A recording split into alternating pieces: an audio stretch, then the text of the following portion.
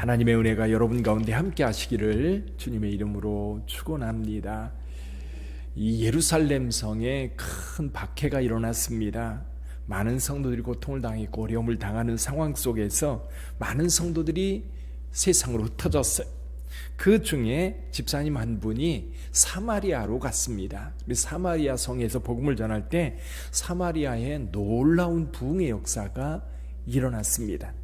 자, 이 놀라운 부흥의 역사를 일으켰던 빌립. 근데 오늘 본문의 말씀에 보니까 주의 사자가 빌립에게 친히 말씀을 하시는 내용이 나옵니다.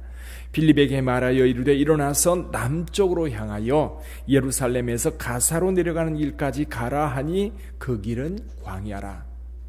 아마도 예루살렘에서 가사는 지중해 변에 있고 또 예루살렘에서 상당히 먼 곳입니다.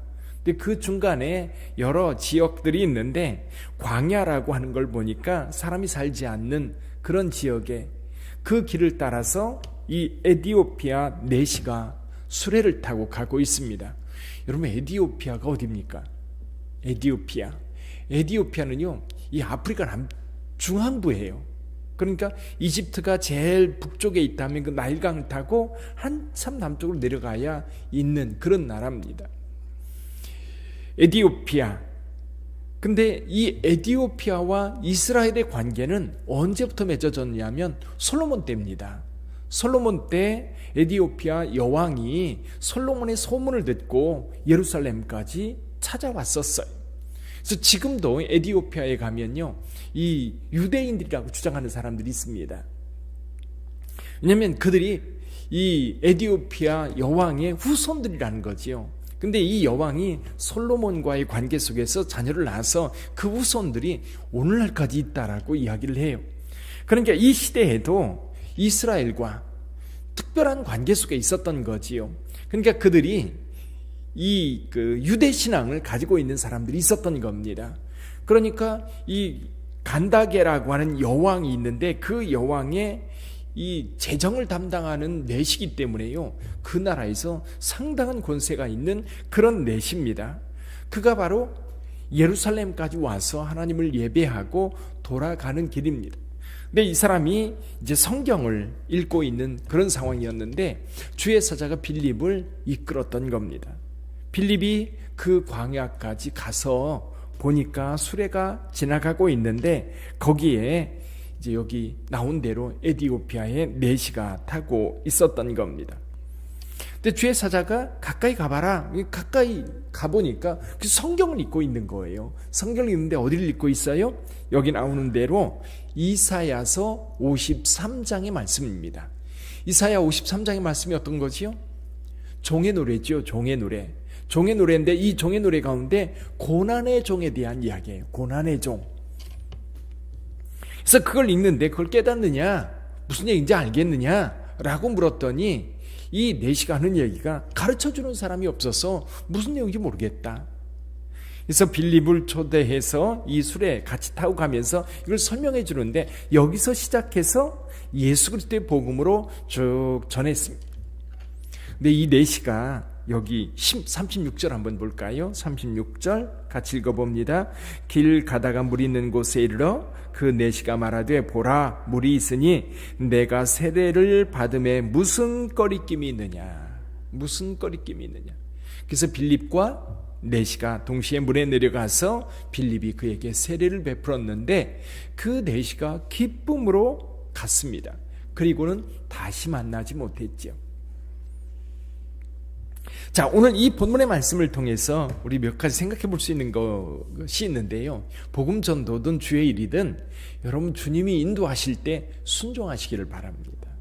그러면 하나님의 역사를 경험할 수 있어요.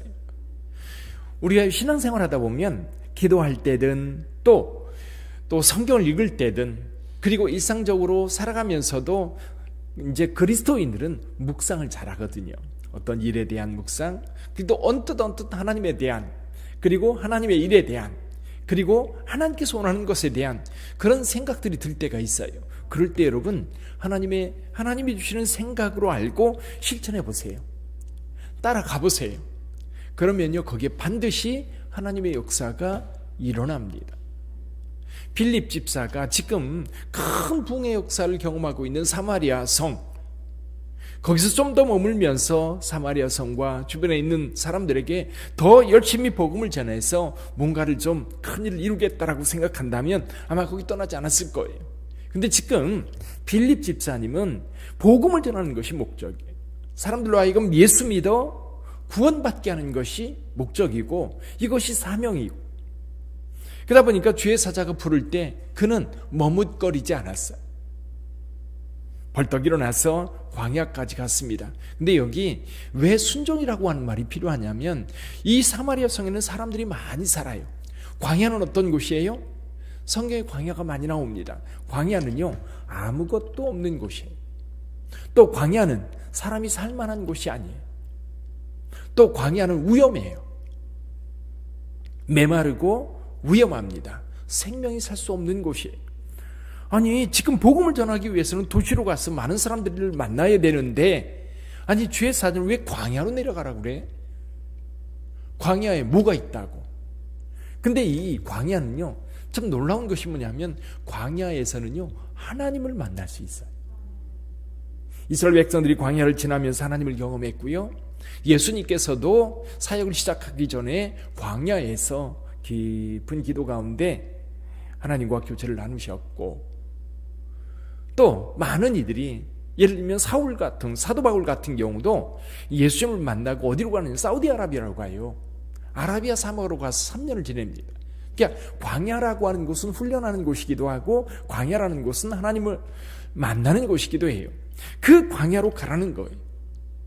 거기에서 하나님의 인도하심을 받았고 이 내시에게 복음을 전할 수 있는 계기를 마련했던 겁니다. 이 사람이 에디오피아에 가서 아마도 예수님에 대한 상당한 영향을 끼쳤을 거예요. 에디오피아에는 지금도 그 교회가 굉장히 오래된 교회들이 있어요. 2000년 가까이 된 교회들이 있고, 그런 기독교 역사, 유대교의 어떤 흐름들이 지금까지 남아있지. 그리고 재밌는 게 뭐냐면 이 에디오피아에는요, 이 그런 여기서 말하는 에디오피아의 내시가 예루살렘까지 와서, 또는 그 이전에 솔로몬 시대에 이 에디오피아 여왕이 솔로몬을 만나고 갔다. 근데 에디오피아는 정말로 그 유대교회에서 가지고 있는 제사의식과 아주 흡사한 그런 신앙 전통들이 지금까지 남아있다고 그래요. 이게 헛된 것은 아닌 거죠. 근데 어쨌거나 그에게 복음을 전할 수 있는 기회가 없었는데 주의 사자가 빌립을 인도해서 그에게 복음을 전했다는 겁니다. 또 한 가지요, 여기 내시가요, 언제 하나님의 은혜를 입습니까? 하나님의 말씀을 읽고 있는 상황이에요. 하나님의 말씀을 가까이 할 때 하나님의 성령께서 그에게 빌립을 보내서 그로 하여금 하나님의 말씀을 깨닫고 은혜 받게 했던 겁니다. 우리가 어떻게 하나님의 음성을 들을 수 있어요? 어떻게 하나님의 뜻을 알 수 있어요? 하나님의 말씀이 아니면 사실은 다른 모든 것들은 간접적으로 들리는 것이기 때문에 주의를 깊이 기울이고 오랜 경험이 없으면 잘 깨닫기가 어려워요. 여러분, 세상에 일어나는 많은 사건들을 통해서도 하나님 우리에게 말씀을 주시는데 그런 사건들을 통해서도 하나님의 메시지를 깨닫는 자들은 많지 않습니다. 근데 가장 직접적이고 그리고 확실하게 하나님의 뜻을 알 수 있는 것이 성경입니다.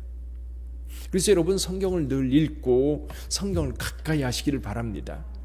이 내시는 무슨 뜻인지 잘 몰라, 가르쳐주는 사람이 없기 때문에 이해할 수는 없지만 그래도 그 하나님의 말씀을 들으려고 하나님의 말씀에 집중할 때에 주의 사자가 빌립을 보내서 그로 하여금 하나님의 말씀을 깨닫게 했던 겁니다.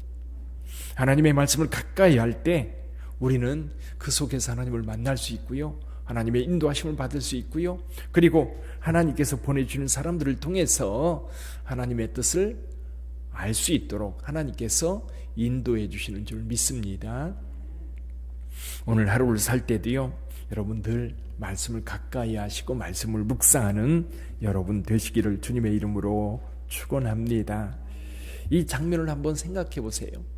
이 머릿속에 그려보면서 한번 기도해 보세요.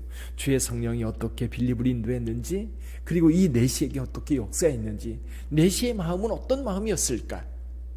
그가 예루살렘까지 와서 하나님을 예배하고 돌아갈 때 그는 늘 하나님의 역사에 대해서, 하나님의 뜻에 대해서, 하나님의 말씀에 대해서 늘 관심을 가지고 그 말씀을 읽고 있었을 거예요.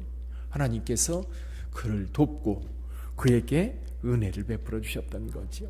그 은혜가 오늘 여러분들에게도 있기를 바랍니다. 기도하겠습니다.